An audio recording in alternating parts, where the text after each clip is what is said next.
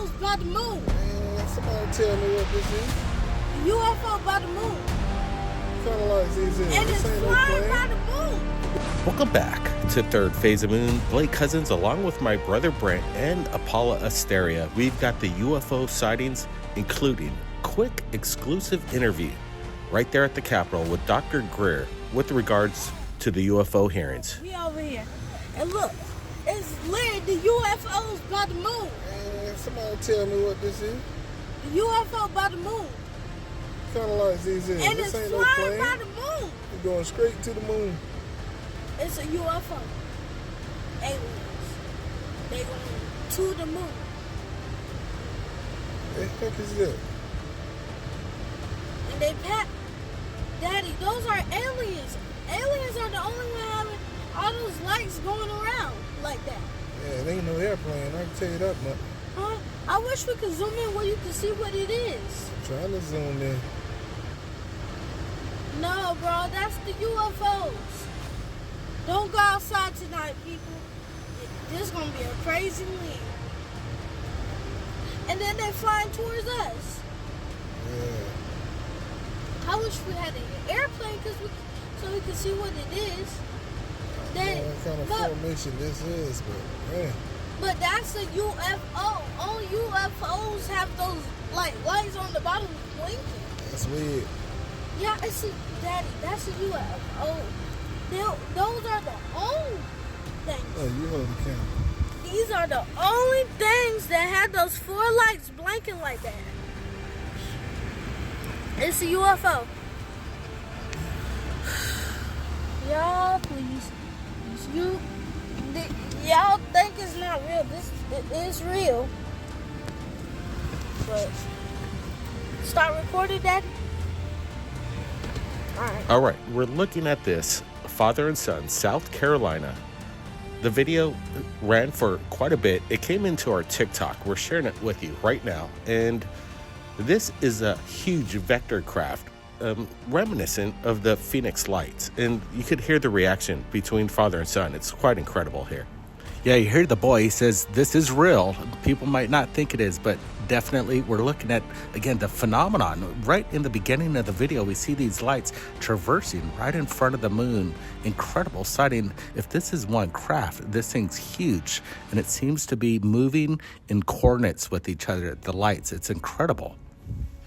I'm wondering when I see this if it is one craft or a triangular formation of several crafts. But what this makes me think of is there's actually a Air Force or possibly a Marine base in North Carolina that could have flown down from North Carolina over South Carolina. So that kind of comes to mind for me. Yeah, a lot of sightings off the coast of South Carolina. And again, the military action between UFOs and these bases are off the hook. Now, like we said, we got a lot of UFO videos for you tonight, including Dr. Stephen Greer. Let's roll this one. Mira eso. Mira, prendí y apagó. Y una boya allí.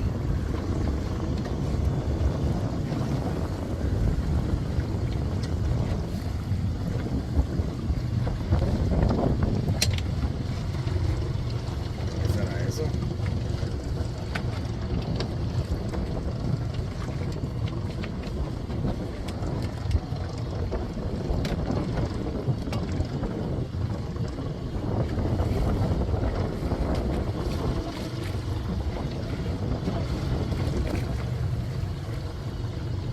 Y alumbra de momento, ¿verdad? Parece que se está moviendo para allá. Submarino.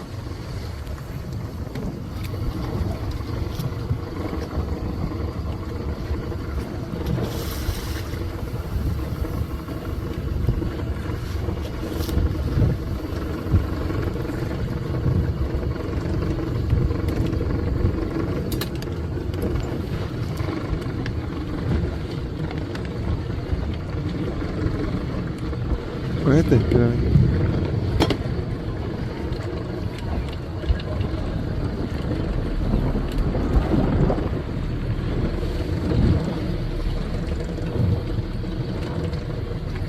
No acercarme mucho. Yeah, no, güey. Pone como pequeño. Wow, mira eso. Uy, me acerqué.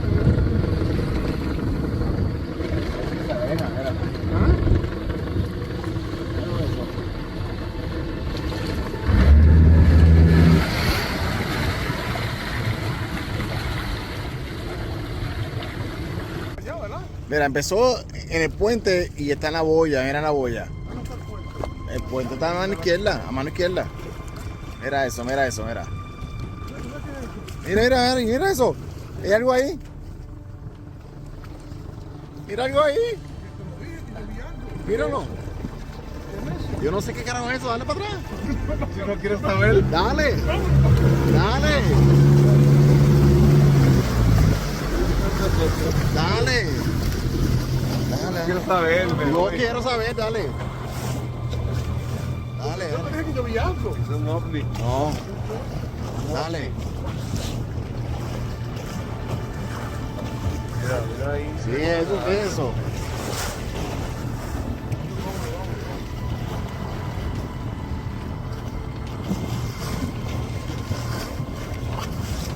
¿Se hundió?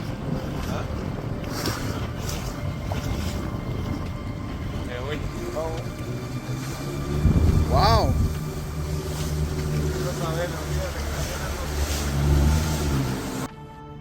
All right, again, another TikTok video. Again, we do have a TikTok channel and we post up there quite frequently. It's in the description and the about page for Third Phase of Moon. Make sure you check us out. But Brent, your first thoughts on this. We receive these kind of videos with regards to USOs and these strange bioluminescent lights. Your thoughts here? Yeah, we also have an Instagram account, Third Phase of Moon, and Twitter, X. It's awesome. They blow up. We have a lot of good following over there. Again, we're looking at this phenomenal UFO encounter, and these guys are pulling up right next to it. And it seems they're pretty much only about 60, 50 feet away from this submersible, whatever it is, illuminating the dark waters underneath. And it has this really nice hue. Is this a craft? Is this some sort of, like you say, a biological creature or some unknown, a USO? We just don't know what we're looking at. This is pretty badass. Yeah, and out in the middle of nowhere, too, like deep, open ocean. This one's definitely very reminiscent of the abyss, but also what comes to mind for me is that there are many bioluminescent type creatures in the ocean that come up from the deep sea. Maybe this is something that came up from the deep sea. Also, there's a lot of experimental craft that the Navy has been putting together in regards to submarine type technology that's way different than the old standard submarine you used to see. They're kind of more like manta ray shaped. I think the new one's called the manta. And then also there's supposedly a lot of underground alien bases under the water that a lot of people have talked about. Who knows where these are coming from? Obviously, it was spoken within the hearings right there in D.C. We were on location. Make sure you check out our coverage on Third Phase Moon, the past 2 episodes. Pretty wild, talking with the big players, lawmakers, witnesses, and we're on the front line, boots on the ground stuff. But again, they were bringing up the possibility of biologics and the mystery between our oceans and these UFOs that constantly come up. Yeah, that's for sure. It's a topic. And we've been talking about this for almost a decade now with the USO phenomenon is what we're looking at right here, a possibility of that action. These people on this boat are cruising around this thing and they're curious. They have no clue what it is.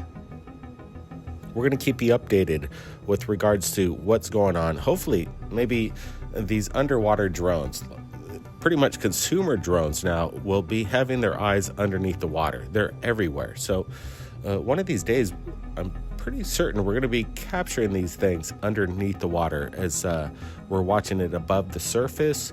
Again, biological in nature, it's hard to tell, but we want to get your thoughts right now in this live premiere. Let's roll the next video coming in to Third Phase of Moon. Buckle up, hit that thumbs up. Let's roll it. Those were only 4. No. This is a whole colony. This is definitely an alien invasion. Yeah. As confirmed by Congress. What the heck? aliens are coming for us. Dude, they're literally coming out of the cloud. I need an explanation. What the? Wait, what? They just disappeared? Oh, come on, trees. They're gone. They're gone. They're gone. That is. What the fuck? They're gone! What? When you see something that you can't explain, I don't blame them for actually coming out with some profanity. It's just the way it rolls sometimes. But are we looking at some kind of military exercise? We're not seeing any kind of indication of military flares. I'm not seeing smoke trails, and it's pretty much coming out of this cloud layer. Are they actually accurate on invasion? Yeah, when you hear everything that's going on, people are going to panic. It's kind of this mode that they think aliens are going to be landing in their backyard today. And it can happen. You just never know. But what I'm looking at here, in my opinion, I think it's a military exercise dropping flares. But it's a really good capture. These ladies right there on the side of the freeway capture a perfect moment in time. And if I saw this, I'd film it too. Yeah, these orange orbs, this sort of spectacle is something that we definitely, me, Blake, and Britt witnessed together in person at Area 51 around this time last year. So I definitely think that this is something that is, like Brent said, kind of like a flare sort of exercise. You know, we're going to call it the way we see it, but we want to get your guys' opinion on what we're looking at right now. And just yesterday, shortly after the Congress UFO hearings, we spoke to Dr. Stephen Greer right there at the Capitol, working on a new documentary, but we decided let's give you a sneak peek behind the scenes while we had this impromptu discussion. Listen up. All right, you know, the Washington hearings, Dr. Greer. Yep. What a past few days, and we're in D.C. Yeah. And well, it's kind of the day after, right? It was what we thought it would be, a nothing burger, because, you know, we submitted 23 first-hand top-secret guys who've actually handled the material, the craft, all that, and they didn't want to call any of them. So instead, they called a professional disinformation expert, Luis Elizondo, and some second-hand people who knew very little, and whose information, if you go to dpiarchive.com, you'll see, you know, 120 top-secret military whistleblowers and others that are there for anyone to see that are 100 times more impactful than the people they had at this hearing. So it begs the question of whether anyone in Congress is actually serious about disclosure and investigation. And because it isn't as if they haven't been provided personally. I mean, personally handing off this material, people who are of no consequence at all.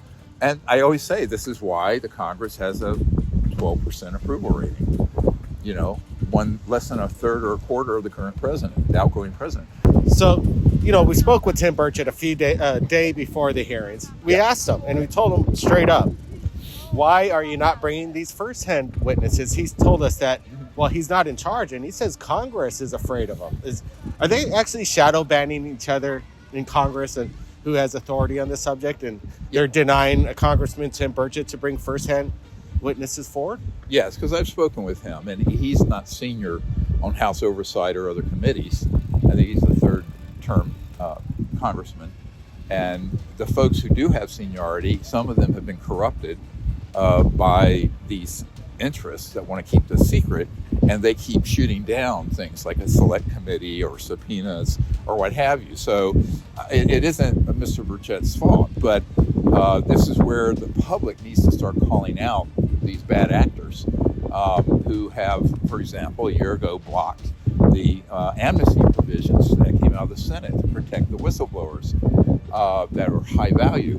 And that got shot down in the House by people who are carrying water for these corrupt enterprises. And actually, those people's names have been handed over to a law enforcement special access project by me and said at some point they need to be interrogated. And they're then blocking the work of very good people in the Senate and in other sectors of the House, such as the, you know, Congressman Burchett would like to do, and others, not just him. There are a lot of people in the House who want to see this happen.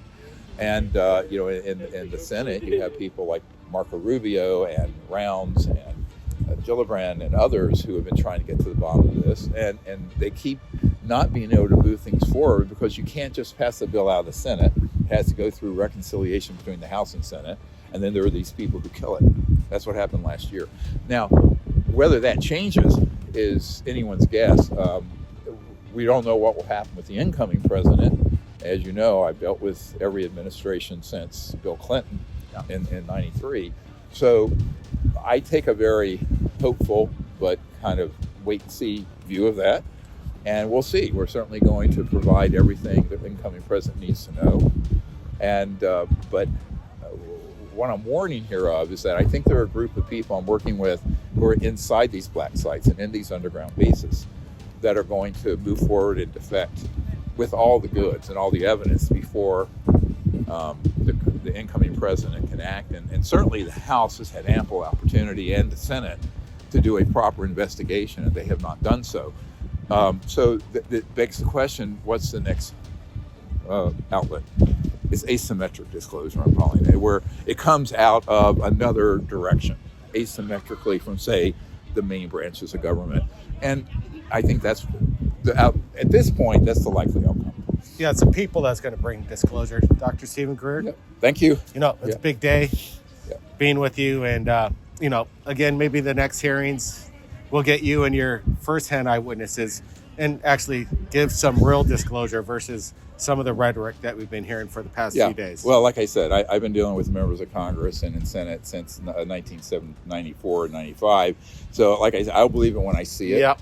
And I've been providing, as a senior advisor to people in the Senate and House in the last 3 years, everything they're asking for. And yet then they drop the ball like they did this past week.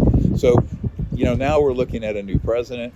Who knows what he'll do? He was in office before and never got to the bottom of this. And I don't even think really made a serious inquiry. I think now he might, because there are people in his inner circle that have reached out to me. I mean, his close inner circle. And we'll see. I mean, I'm very nonpartisan. I don't care the political party or political philosophy. We have these technologies, right? Yeah. And that's it'll be a new world. People don't understand. That's been one of the chief reasons for the secrecy since the 50s. You don't know that at the very top, that whole project is being run illegally. These are brand new witnesses, and they've got bombshell information to talk about.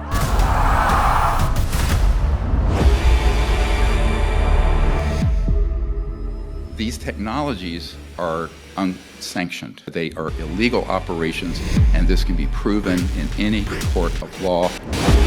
It's like, wow, nobody's coming after us. We're gonna do this until we can get away with it. They would have so much control over everything if they had that. If this information was all released, it could fall into the wrong hands. They're using security as a cover for illicit or illegal or even treasonous activities. The members of Congress didn't have the detailed information of the precise location. Where they keep the bodies, the craft, the debris, all the evidence that we've been searching for the last 80 years. He knew how to keep a secret. Secrets were his stock in trade. They're literally making their own money to fund their own projects. We have a source currently in the deep black world. It doesn't matter if you're president of the United States, you're not going to talk about that. There was this large monolithic slab. Looked like it was elevated off of the ground. It is traumatic. Look, this is the most top secret shit you've ever heard of.